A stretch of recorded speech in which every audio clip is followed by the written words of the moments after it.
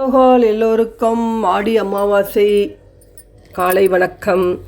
இப்போ நான் என்ன பண்ணுறேன்னா, ஆடி அமாவாசை காலம்பரை எழுந்து பெருக்கி தொடச்சாச்சுங்க. முதல் நாள் பித்தளை பாத்திரங்கள்லாம் தேய்ச்சி வச்சுருக்கேன்.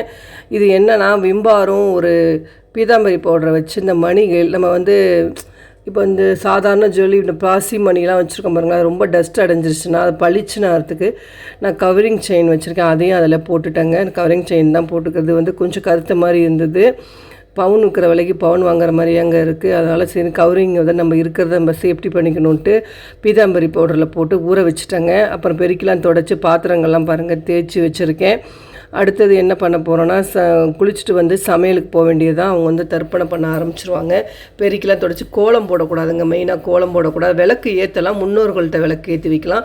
சுவாமிகிட்ட மட்டும் அப்புறம் தாங்க விளக்கு ஏற்றணும். வாசலில் பாருங்கள் கோலம் போடலை. வந்தாச்சு பாருங்கள், வாழைக்காய், பூசணிக்காய் கூட்டு, பூசணிக்காய் சாம்பார், சவுச்சவையும் அதையும் சேர்த்து போட்டு ஒரு கஞ்சி போட்டாச்சுங்க. காலம்பரை நீ கஞ்சி தான் குடிக்கிற வழக்கம். அமாவாசை நாளே விரதத்துக்கு எதுவும் டிஃபன் சாப்பிட மாட்டாங்க. அது கூட சாப்பிடாமல் இருக்கிறவங்க இருக்காங்க. அப்போ மாத்திரை சாப்பிட்றவங்களா இருந்தால் என்ன பண்ணுறது, அதனால் கஞ்சி போட்டு நான் அம்மாவுக்கும் அவங்களுக்கும் போட்டு கொடுத்துட்டேன். பாசிப்பருப்பும் துவரம்பருப்பும் வேக போட்டிருக்குங்க. வெறுனை என்றைக்குமே பாசிப்பருப்பு போட்டு பாயசம் பண்ணாதீங்க. கடலைப்பருப்பு போட்டு தாங்க சேர்த்து பண்ணணும். வெறுனை பண்ணக்கூடாது. உளுந்து வடைக்கு ஊற வச்சுட்டேன்.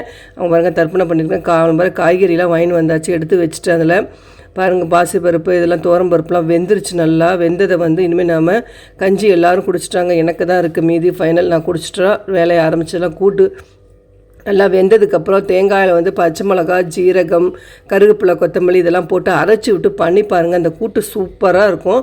பாசிப்பருப்பு அதோட சேர்த்து ஆட் பண்ணிக்கணும். சாம்பாருக்கு வறுத்து வச்சுருக்கேன். கடலைப்பருப்பு தேங்காய், வரமிளகாய், மிளகு, வெந்தயம் இதெல்லாம் போட்டு அரைச்சி விட்ட சாம்பாருக்கு தாங்க வறுத்து வச்சுருக்கேன். இதை வறுத்து வச்சதை நாம் இப்போ ஃபஸ்ட்டு கூட்டுக்கு அரைச்சதை ஊற்றியாச்சு. அப்புறம் பருப்பையும் சேர்த்து ஆட் பண்ணிவிட்டு அதுக்கு தேங்காய் எண்ணெய் தாளித்து கொட்டினா சூப்பரான கூட்டு ரெடி. இங்கே சாம்பார் நல்லா தளன்னு கொதிக்குது. கொதிச்சதுக்கப்புறம் நம்ம அரைச்சி வச்ச அந்த விழுது இருக்குது பார்த்திங்களா, அதை சேர்த்துடணும். அப்புறம் ரசம் நல்லா கொதிச்சிருச்சு. பருப்பு தண்ணி ஊற்றினா ரசம் ரெடி ஆகிடும். இங்கே பாயசம் நல்லா வேந்தது. அப்படியே நாட்டு சர்க்கரையை போட்டு ஏலக்காய் பொடியை போட்டு நெய்யை விட்டு பாலை விட்டு ரெடி பண்ணிட்டேன். பாயசமும் ரெடி. சிம்பிளான ஈஸியான பாயசம், பாசிப்பருப்பு பாயசம் தாங்க. அடுத்தது வாழைக்காய் நறுக்கி வச்சுருக்கேன்.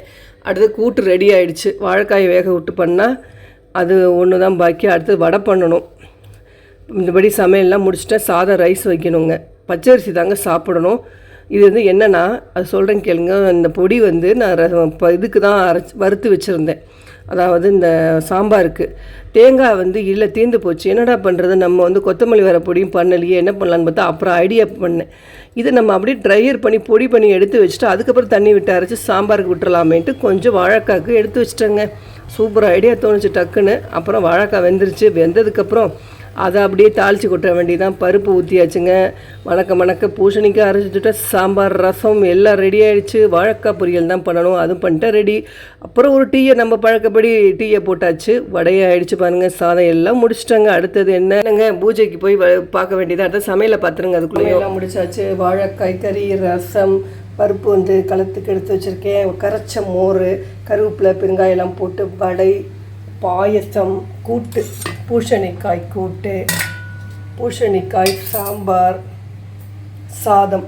இதான் இன்றைய அமாவாசை ஸ்பெஷல் ஆடி சமையல். நம்ம அடுத்தது பூஜைக்கு போகிறோம். வாங்க, சமையலாம் முடிச்சாச்சு. என்னென்னா ஒரு கண்டிஸ்ட்டு முடிச்சுங்க. இது நான் மாதம் அமாவாசையான மாற்றிடணும். கண்டிப்பாக மாற்றிடணும். மீதியை இந்த முடிச்சுகளை கால்படாத இடத்துல போடணும். இல்லை ஆத்தங்கரையில் கொட்டிடுங்க. உப்பையும் மாற்றிடுவேன் ஒரு மாதத்துக்கு ஒரு தடவை. அதில் நவதானியம், பேர் சொல்லான், வசம்பு அதை அப்படின்னு சொல்லுவாங்க, ஜாதிக்காய், அதை குட்டியாக ஒரு சோழி இதை ஒரு சிகப்பு துணியில் முடிச்சு போட்டு பிள்ளையார்கிட்ட, நம்ம குலதெய்வத்திட்ட, லக்ஷ்மிகிட்ட வச்சு நம்ம பாதத்தில் வச்சு நம்ம முடிச்ச மேலே வாசலில் வச்சிடணுங்க. கொட்டாங்குச்சி தான் போட்டிருக்கேன் சாம்பிராணி போட. நான் எப்போதும் கறி கிடைக்கலைங்க எனக்கு, அதனால் கொட்டாங்குச்சியில் தான் சாம்பிராணி போடுற வழக்கம். ரொம்ப காலத்துலேருந்து மாமியார் காலத்துலேருந்து அப்படி தான் போடுறாங்க. நானும் அதே ஃபாலோ பண்ணுறேங்க.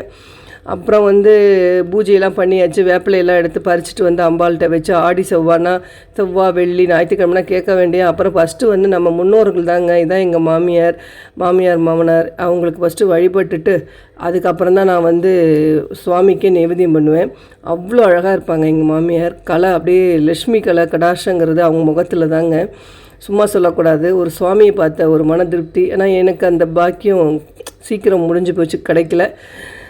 அவங்க இருந்தாங்கன்னா இன்னும் நிறையா வேலைகள் கற்றுக்கலாம். பொதுவாக நம்ம வயசானவங்க இருந்தால் எவ்வளோ நல்லதுன்னு அது இருக்கிறவங்களுக்கு தான் தெரியும். அதை உணர்வுபூர்வமாக அதை அனுபவிச்சா தான்.